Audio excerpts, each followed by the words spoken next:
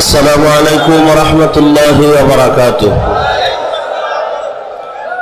আমি মনে করি এখন বক্তব্য দেওয়ার সময় নয়, বরং শপথ নেওয়ার সময়।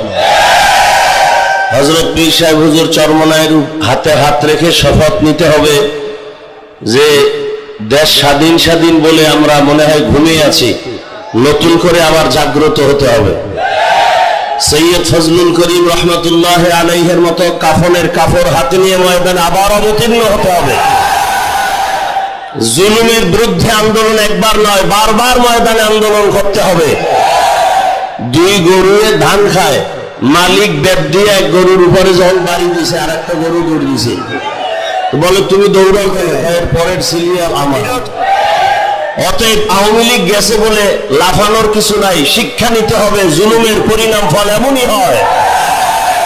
আল্লাহ এই জুলুম থেকে গোটা দেশ ও জাতিকে, ইসলামকে হেফাজত করেন। আসসালামু আলাইকুম।